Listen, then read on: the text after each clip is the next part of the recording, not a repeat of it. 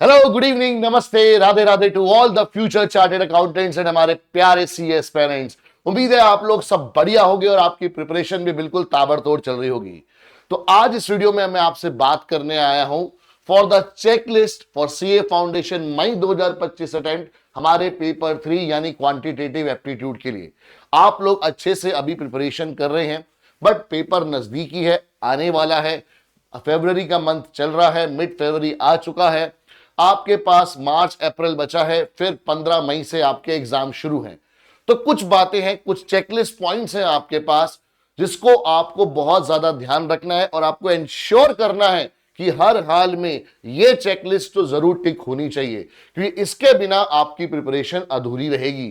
तो क्या है वो चेकलिस्ट? तो मैं आपसे सिर्फ 4 बातें करूंगा, 4 पॉइंट्स पर बात करूंगा जिसका आपको सबसे ज्यादा ध्यान रखना है। सबसे पहली चीज हमारे पास एनबीआर। आजकल हमारी क्लासेस में बच्चों ने एनबीआर रूल चला रखा है। एनबीआर का मतलब नो बैकलॉग रूल। तो सबसे पहले तो बेटा आपको यह इंश्योर करना है कि आपका कोई भी बैकलॉग नहीं होना चाहिए, क्योंकि बैकलॉग एक ऐसा रोग है जो आपको सीए के जोग तक नहीं पहुंचने देगा। ये आपकी बैकबोन की प्रिपरेशन जो है उसको तोड़ देगा। जितनी भी आपने मेहनत करके अपनी प्रिपरेशन की बैकबोन मजबूत करी है, ये बैकलॉग उसको तोड़ देगा। तो आपको ये इंश्योर करना है कि आप एनबीआर फॉलो करेंगे, आपका कोई भी बैकलॉग नहीं होना चाहिए। मान लेते हैं किसी भी कारणवश अगर आपका कोई बैकलॉग बचा हुआ है, तो आप इंश्योर कीजिए कि अगले 10 से 15 दिन में आप वो सारा बैकलॉग क्लियर करेंगे, बिकॉज बिना बैकलॉग क्लियर करे बेटा आप आगे नहीं बढ़ पाएंगे। दूसरा चेकलिस्ट आपके पास आएगा सिक्योर योर सेफ जोन। अब सेफ जोन का मतलब कि हमारे को पहले उन चैप्टर्स को तैयार करना है बिल्कुल मास्टर लेवल का, जिससे आप एक सेफ जोन यानी जो हमारा 40 का कट ऑफ है उससे थोड़ा सा पार हो जाए। तो इसमें हमारे पास अगर हम बात करें mathematics of finance, then measure of central tendency and dispersion, then statistical representation of data and sampling, then correlation and regression with logical reasoning। तो ये पहले जो आपके पास 5 चैप्टर हैं, ये आपको सबसे पहले इंश्योर करने हैं कि आप इनको बढ़िया तरीके से कर एक सेफ जोन में आ जाएं। क्योंकि अगर आप इनको देखेंगे तो अराउंड आप 50 प्लस क्वेश्चंस इन सारे टॉपिक से मिलाकर एक्सपेक्ट कर सकते हैं। भाई 15 क्वेश्चन के अराउंड हमारे मैथमेटिक्स और फाइनेंस में से आ जाएंगे। लॉजिकल रीजनिंग में हमारे 20 क्वेश्चन हैं, तो 30-35 क्वेश्चन तो हमारे यही बन गए। फिर बाकी measure of central tendency and dispersion से भी आप 8 से 10 क्वेश्चन मान सकते हो, और इन दोनों को मिला के भी अराउंड 10 क्वेश्चन से ऊपर बन जाते हैं। तो दैट मींस हमारे पास 50 प्लस का एक सेफ जोन तैयार हो जाएगा, जिसको आपको सबसे पहले प्रायोरिटाइज करना पड़ेगा, ताकि आप अगर बाकी किसी चैप्टर में वीक भी है तो ये इनको कंपनसेट कर सके। तो पहले आप इन चैप्टर को तैयार करके अपना बेसिक जो है, अपना सिक्योर जोन जो है, अपना जो सेफ जोन है, उसका एक अच्छा सा महल बना लीजिए, ताकि आगे की प्रिपरेशन में आपको मजा आने लगे। फिर मास्टर योर प्रिपरेशन। जो चैप्टर्स चाहे वो ये वाले हो या इनके अलावा कोई भी आप चैप्टर करते जा रहे हो, उसको मास्टर लेवल तक लेके जाना है। अब सर मास्टर लेवल तक कैसे लेके जाना है? तो सबसे पहले आपके पास आईसीएआई मॉड्यूल की एक्सरसाइज, अभी चाहे आप एडिशनल एक्सरसाइजेस पर मत जाइए, बट मेक श्योर कि जो भी चैप्टर आप तैयार कर रहे हैं उसकी मॉड्यूल की एक्सरसाइज के सारे क्वेश्चन आप बढ़िया से बना लें।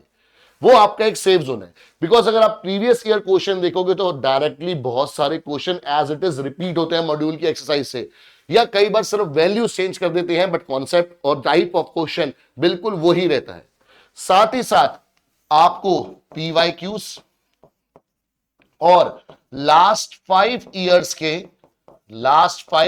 के एमटीपी एंड आरटीपी। अब बेटा ये चाहे आप चैप्टर वाइज करें, कोई दिक्कत नहीं है, क्योंकि अभी आपके प्रिपरेशन फुल सिलेबस की नहीं हुई।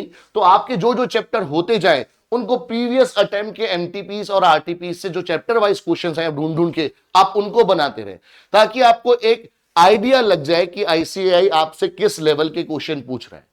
फिर इवेल्युएट एंड रिवाइज। तो इवेल्युएट के लिए आपके पास जो इस साल के एमटीपी एंड आरटीपीस आएंगे, उनको प्रॉपर टाइम फ्रेम में 100 क्वेश्चन है तो 2 घंटे लगा के प्रॉपर अपने आप को कमरे में बंद करके टाइमर ऑन करके आपने इवेल्युएट करना है कि आप सेफ जोन से पार जा रहे हो नहीं जा रहे हो, या आपकी प्रिपरेशन बहुत अच्छी है तो आप कहां तक अपना मैक्सिमाइज कर सकते हो स्कोर।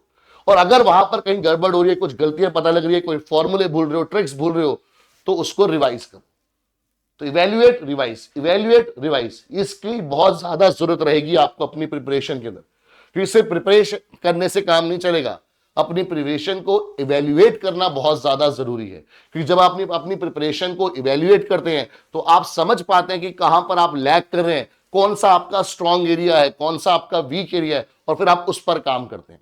तो विद दिस बेटा इन चेकलिस्ट का ध्यान रखिएगा, आप क्वांटिटेटिव एप्टीट्यूड में कभी भी घबराएंगे नहीं, कभी भी आपको डर नहीं रहेगा। और इस बार होगा सीए फाउंडेशन पार। तो ये आप सबको भी प्रण लेना है, आप सबको भी दिमाग में बिठाना है कि इस बार सीए फाउंडेशन पार। तो 15 मई से जो आपके एग्जाम शुरू होने वाले हैं उसके लिए कुछ ही दिन बचे हैं, बस जी जान से मेहनत करिए और आप अपनी प्रिपरेशन के साथ ईमानदार रहोगे तो आपका रिजल्ट हमेशा आपके साथ ईमानदार रहेगा। बस बेटा इसी बात को पकड़ के बैठो और लग जाओ प्रिपरेशन में और धुम्मा उठा दो अपनी प्रिपरेशन के साथ अपने रिजल्ट में, और हम लोग इंतजार करेंगे आपसे रिजल्ट के सेलिब्रेशन पर मिलने का। So take care everyone and all the best for your preparation. पढ़ते रहिए और बढ़ते रहिए।